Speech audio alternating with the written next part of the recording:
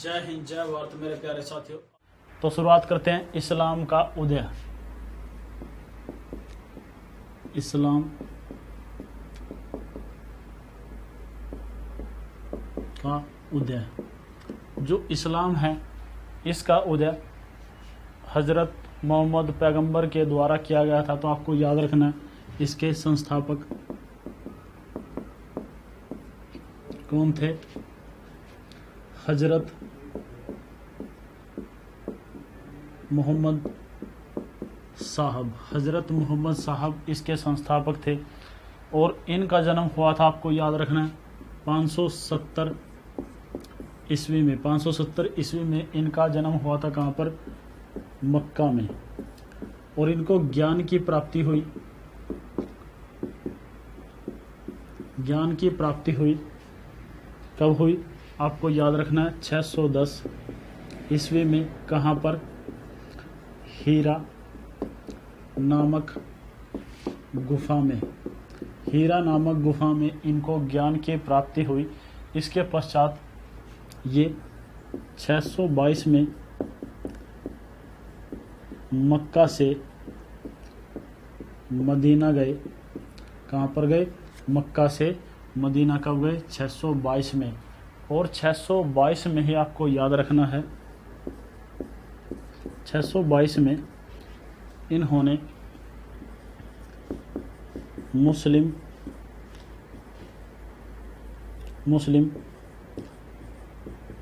Calendar जारी किया, जिसको हम हिजरी संवत के नाम से जानते हैं। हिजरी संवत के नाम से जानते हैं। 622 में इन्होंने जारी किया और 632 में इनकी मृत्यु हो गई। कहाँ पर? आपको याद रखना है मदीना में। मदीना में इनकी मृत्यु हो गई। और ये कौन से धर्म से संबंध रखते थे? तो आपको याद रखना है सुन्नी।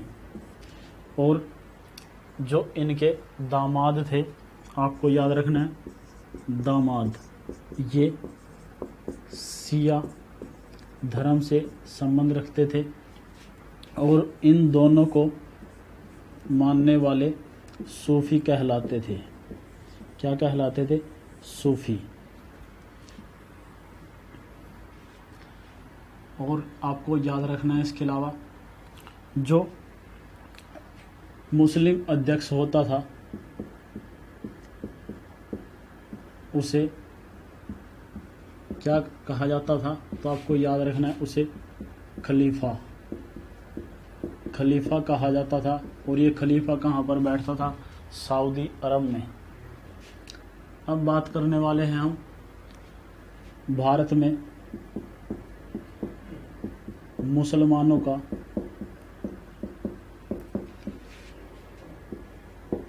आगमन,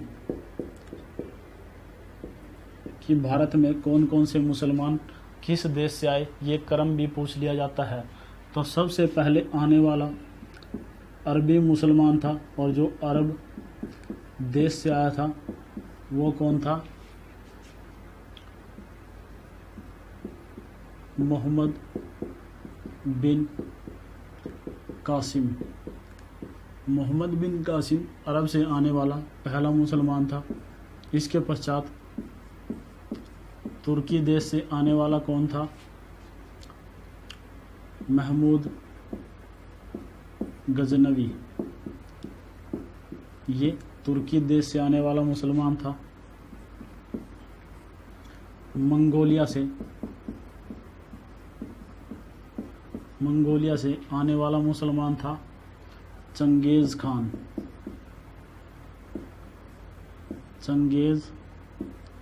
खान।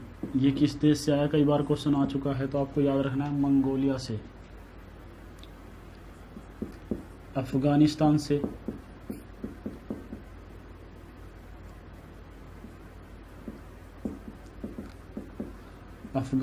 से लोदी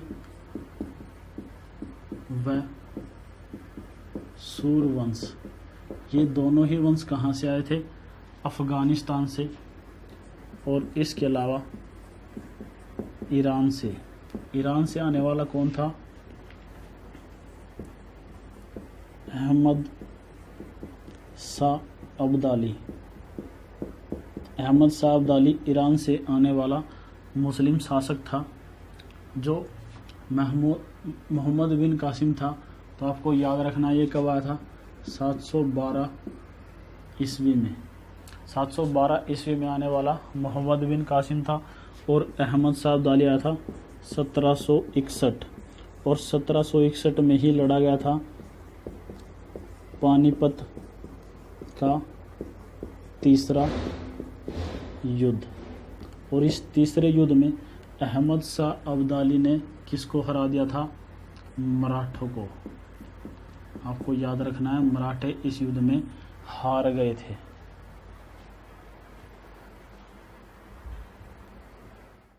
आक्रमण करने वाला पहला मुस्लिम आक्रमणकारी कौन था? तो आपको याद रखना है, भारत पर आक्रमण करने वाला पहला मुस्लिम आक्रमणकारी मोहम्मद बिन कासिम था। तो आपको याद रखना है, मोहम्मद बिन कासिम। मोहम्मद बिन कासिम का भारत में टाइम पीरियड है 712 से 714 के बीच। 712 से 714 के बीच ये प्रथम, आपको याद रखना, प्रथम मुस्लिम आक्रमणकारी था। और ये दास या फिर गुलाम या फिर आप कह सकते हो कि सेनापति, ये सेनापति हुआ करता था किसका? अल हजाज का। अल हजाज का सेनापति हुआ करता था मोहम्मद बिन कासिम। और इसने 712 ईस्वी में सिंध के राजा दाहिर को पराजित किया। ऐसा क्यों हुआ? तो आपको याद रखना है, जो सिंध का क्षेत्र हुआ करता था वो अरबों के और दूसरे देशों में व्यापार का क्षेत्र हुआ करता था। वहाँ से नदियों के रास्ते, समुद्र के रास्ते से सामान का क्रय विक्रय किया जाता था। तो एक बार क्या हुआ, अल हजाज का एक जहाज वहाँ से गुजरा और वहीं पर एक जगह थी दाहिर के क्षेत्र में देवल। जो देवल से जब वो जहाज गुजरा तो क्या हुआ, समुद्री लुटेरों ने उस जहाज को लूट लिया। लेकिन आरोप लगा दिया गया राजा दाहिर पर कि इस जहाज को आपने लूटा है। और इसी कारण अल हजाज ने अपने सबसे भरोसेमंद व्यक्ति मोहम्मद बिन कासिम को युद्ध करने के लिए, लूट का बदला लेने के लिए भेजा। कहाँ पर? दाहिर के पास, सिंध के क्षेत्र में। तो इसको हरा दिया गया। और इसकी 2 पुत्रियां थी जिनका नाम आपको याद रखना है, सूर्या व निर्मला। सूर्या व निर्मला को अपने साथ कासिम ले गया। कहाँ पर? अल हजाज के पास। अल हजाज के पास ले गया कासिम। लेकिन सूर्या और निर्मला ने आरोप लगाया मोहम्मद बिन कासिम पर कि इन्होंने हमारा शारीरिक शोषण किया है। और इसी कारण अल हजाज ने मोहम्मद बिन कासिम को फांसी की सजा दे दी। किसे? मोहम्मद बिन कासिम को फांसी की सजा दे दी। और ये एक झूठा आरोप था। सूर्या और निर्मला ने इस तरीके से मोहम्मद बिन कासिम से अपने पिता की हत्या का बदला लिया। इसके अलावा जो मोहम्मद बिन कासिम है, इससे काफ़ी क्वेश्चन एग्जाम में पूछे जाते हैं। तो आपको याद रखना है कि भारत में सबसे पहले जजिया कर लगाने वाला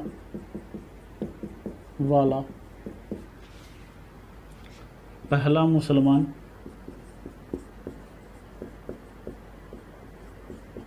पहला मुस्लिम या फिर मुसलमान कौन था? मोहम्मद बिन कासिम। और इसने कितना लगाया था? इसका कर हुआ करता था क्षेत्र के अकॉर्डिंग, इसने इसको डिवाइड किया हुआ था। इसके अलावा बात करें जो अरबी हैं, इन्होंने भारत में या फिर मोहम्मद बिन कासिम ने भारत में गोल्डन कॉइन्स चलवाए, जिसको हम किस नाम से जानते थे? दिरहम के नाम से जानते थे। और जो वर्तमान समय में करेंसी है कहाँ की? सऊदी अरब की। सऊदी अरब में अब भी दिरहम नामक सिक्के चलते हैं। ये क्वेश्चन भी कई बार एग्जाम में आ जाता है। भारत में ही अरबी घोड़े कासिम लेकर आया। इसके अलावा भारत में खजूर की खेती और ऊंट पालन का काम भी विकसित किया किसने? मोहम्मद बिन कासिम ने। तो आपको याद रखना है, खजूर की खेती तथा ऊंट पालन शुरू किया किसने? कासिम ने।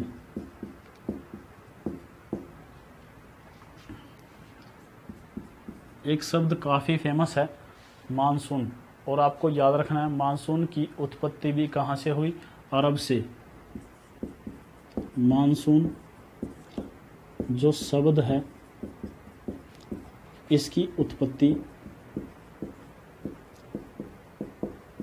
कहाँ से हुई? अरब देश से। अरब देश से इसकी उत्पत्ति हुई, या फिर आप ऐसा बोल सकते हो कि जो मानसून शब्द है वो अरब देश की देन है, या फिर एक अरबी शब्द है। इसके अलावा विश्व में सबसे पहला मानचित्र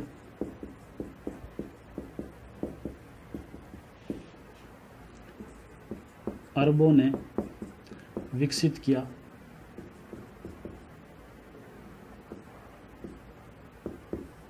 या फिर आप बोल सकते हो कि सबसे पहला मानचित्र भी किसके द्वारा बनवाया गया था?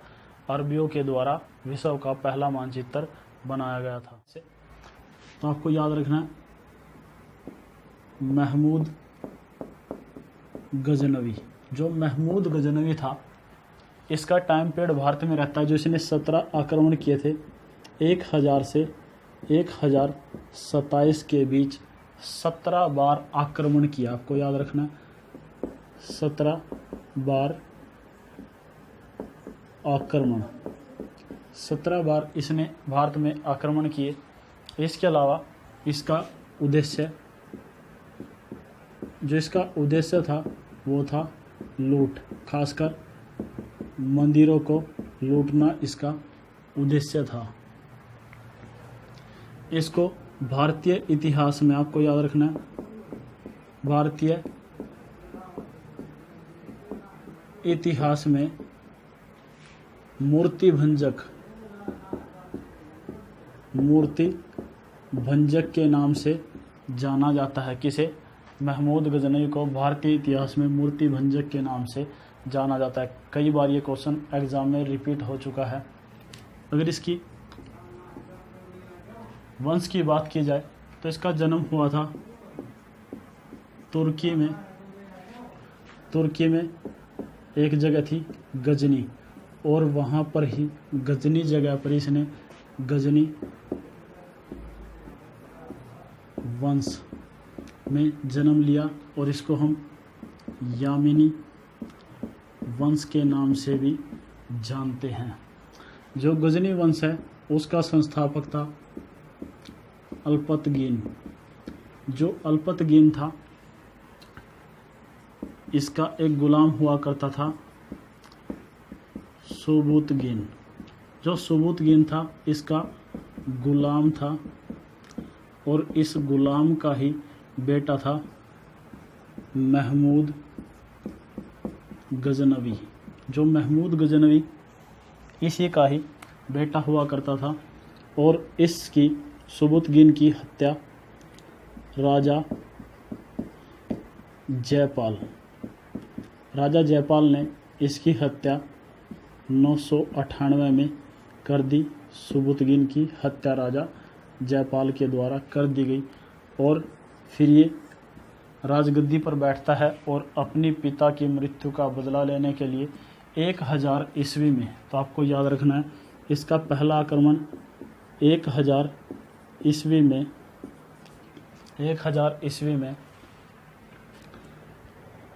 पेशावर के राजा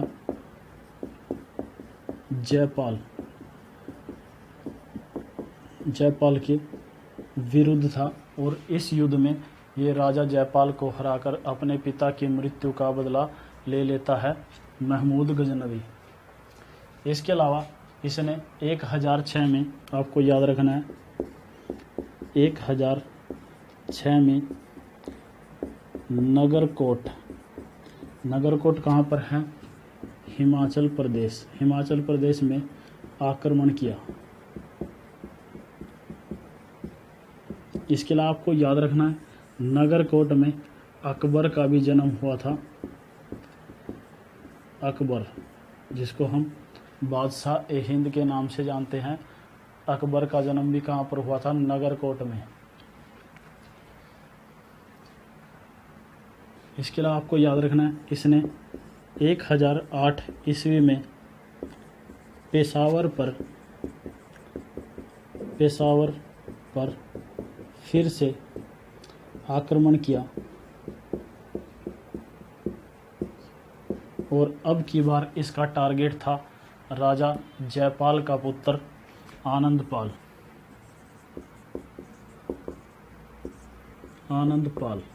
इसने आनंदपाल का भी वध कर दिया इस युद्ध में। नेक्स्ट बात करते हैं, जो महमूद गजनवी था इसके बाद इसने 1011-12 में मथुरा व उज्जैन पर अधिकार कर लिया।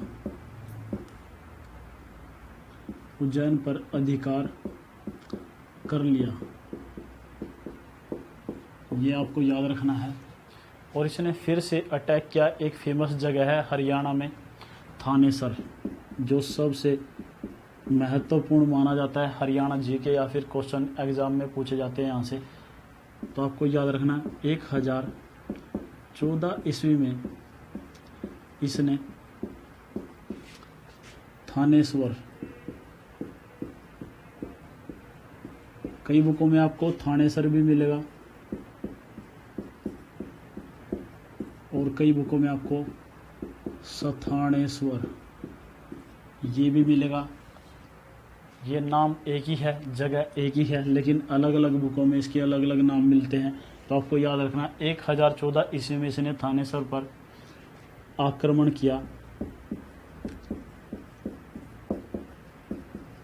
किया और किस मंदिर पर आक्रमण किया ये क्वेश्चन एग्जाम में आता है। तो आपको याद रखना महादेव मंदिर पर इसने आक्रमण किया था। लेकिन एग्जाम में ये पूछा जाता है कि जब महादेव मंदिर पर आक्रमण किया तो कौन सी मूर्ति तोड़ी गई थी। ऑप्शन में आपको मिलेगा महादेव की मूर्ति, कृष्णा की मूर्ति, इसके अलावा चक्रास्वामी की। तो इसका राइट आंसर होगा चक्रास्वामी। और इसने मूर्ति तोड़ी, कौन सी मूर्ति तोड़ी? चक्रास्वामी किसे कहा जाता है? श्री कृष्ण जी को चक्रास्वामी के नाम से जाना जाता है, क्योंकि वो चक्र को धारण करने वाले थे।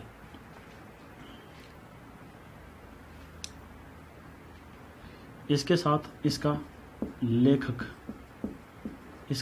भी भारत आया था, जिसको हम लोग जानते हैं अलब रूनी के नाम से। अलब रूनी, और अलब रूनी की एक पुस्तक है किताब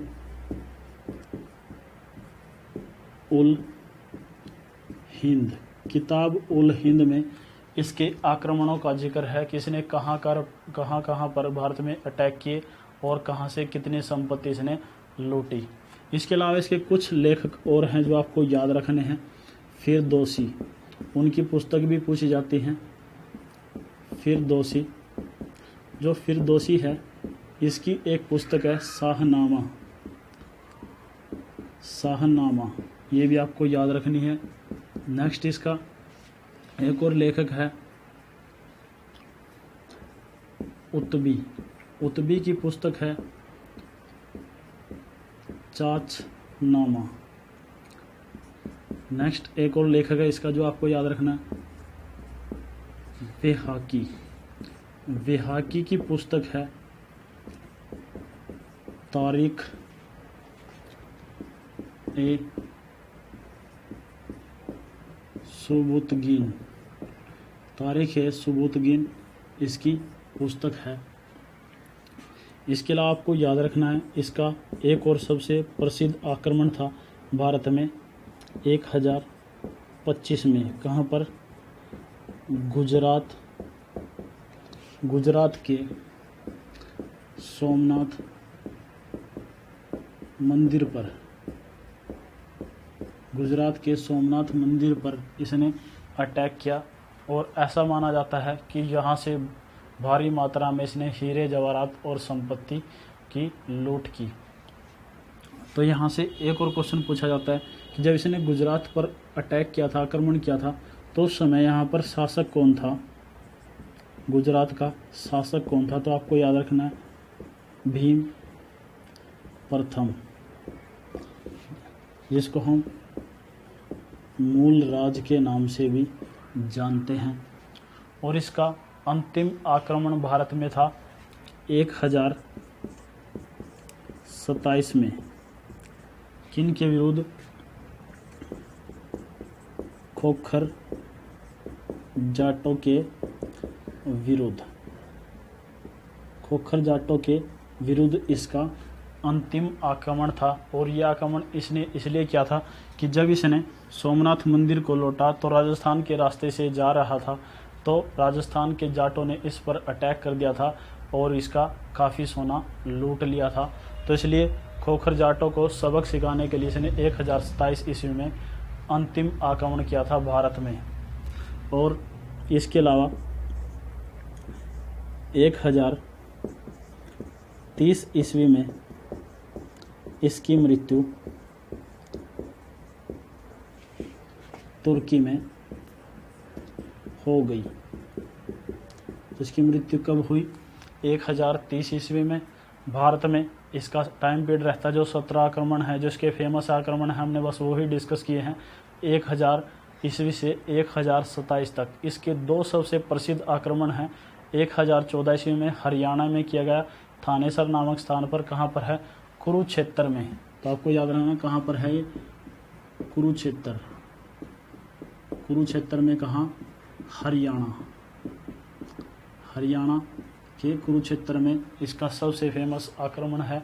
इसके अलावा 1025 ईस्वी में इसका आक्रमण सोमनाथ के मंदिर पर, और वहाँ पर शासक कौन था? भीम प्रथम, या जिसको हम मूलराज के नाम से भी हम जानते हैं।